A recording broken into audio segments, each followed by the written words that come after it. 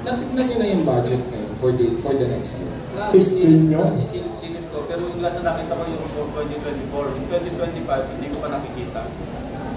Ang una ko nakita yung 2023 na kung saan, ewan ko, 2023, 2024, hindi lang double appropriations, may triple, may umabot pa ng quintuple, meaning, isang item, 5 beses pinondohan. Ewan ko paano nakalusot yun. Kasi, gaan na yung nakita ko eh.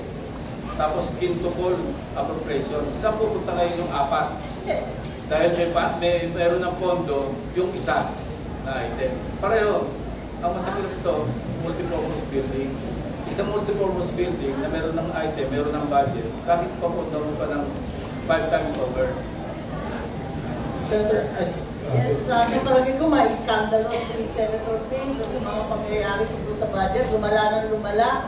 Isipin ninyo, for the first time, inaasahan natin yung malalaking project for public transport, syempre para sa flood control, at sa iba't ibang problema natin sa irigasyon dahil nga sa mga magsasaka.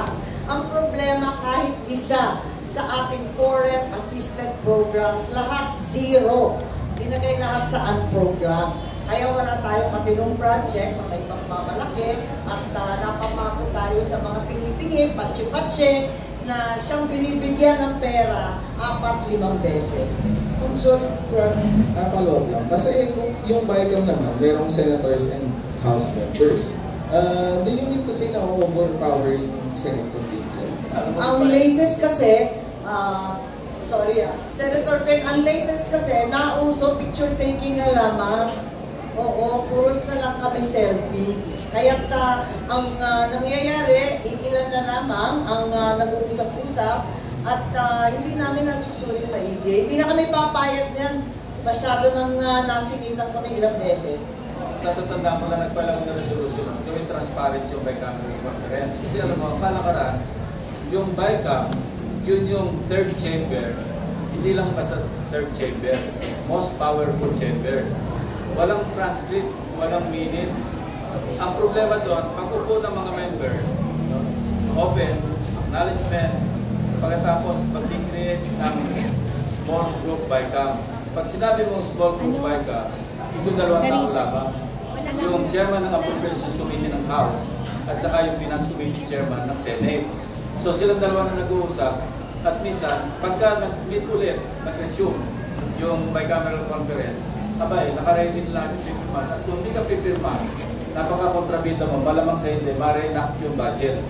Eh, ang kakapal nun, wala ka namang time na basahin yun. So, ang dami pages, iniikot talaga ng mga page, yung mga pipirmahan.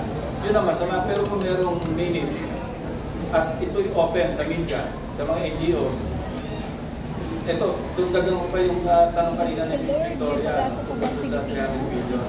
Natatandaan pa panahon namin na na-ratify na yung, tapos na yung BICAM report, i-ratify ng House, i-ratify ng Senate. Aba, nung ginawang enrolled bill, inamend pa. Nagkaroon ng 75 billion na kung saan pinagdadala. Na-discover namin yun, ako, sinabi ko kay Senate President Tito Soto, sabi ko medyo malito. So nangyari noon, kinualify ni Senate President Soto yung kanyang pinirmahan na hindi kasama ito sa pipirmang kasama lamang yung aming niratify na both houses. Ang nangyari, hindi lamang 75 billion yung nabito, naging 90 billion, may nakita pa yung Malacanang, and I give credit to President Duterte. No? Dahil 90 billion yung kanyang binito. The biggest veto item na ginawa sa, I think, sa kasaysayan ng Pilipinas. Kasama yung sa 300 billion na natipid dahil sa pagpusisi ng budget. Senator, makakabot pa kaya yung ganong konsento para sa BICAM for this coming budget deliberations? Pero malaking bahagi yun doon sa usap-usapan tungkol sa pagpalit ng liderato ng Senado. Kasi nga maraming na walang gana, nadismaya sa mga pangyayari. At sa palagay ko, may pangako bago yung liderato namin na hindi na mauulit yung nangyari sa nakalipas. Ay, ang dami na nun yung last question.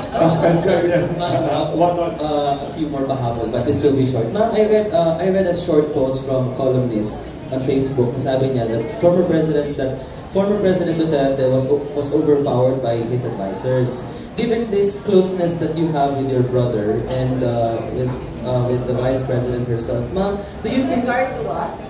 This is with relation to dun sa sinabi niya na para bang, I remember na overpowered by his advisors. By his advisors and not by those people who he thinks na nagtitiwala at nagmamahal po sa kanya. Ma'am, do you feel po ma'am na si Presidente ay para bang na-overpower po ba siya ng kanyang mga... Kapatid ko, si Yes. Presidente Duterte. Si Presidente Marcos po. Si Coco. do Wala din you- sinasabi na napakabait ng kapatid ko. Pero, palibasa mabait, huwag naman pinagsasamantalahan. Pero ma'am, do you still try to talk to him do you still try to talk to him about yung mga nangyayari and advise him for some reason? Siyempre, nag-e-effort naman tayo, pero siyempre, bisibisihan na ngayon at lagi na may nakikita, maraming tao. Kaya kung minsan nasasabihan ko, pero kung minsan mahirap kasi ang dami nga nakapaligid. I've always said, even when I was a 15-year-old, a bracky 15-year-old, that Malacanang is a true snake pit. Ay, sabi And niya, it is. sabi niya may ghost pa. Ayun. Senator Ivy, si-share ko lang sa iyo, no? Mahal na mahal ka ng kapatid mo. I have it on good information from people na talaga nakakaalam na kaya bumalikan na sa slate ng administration. Ganda inside story na first time ko narinig. Thank you. Thank you. We have, mag-photo tayo.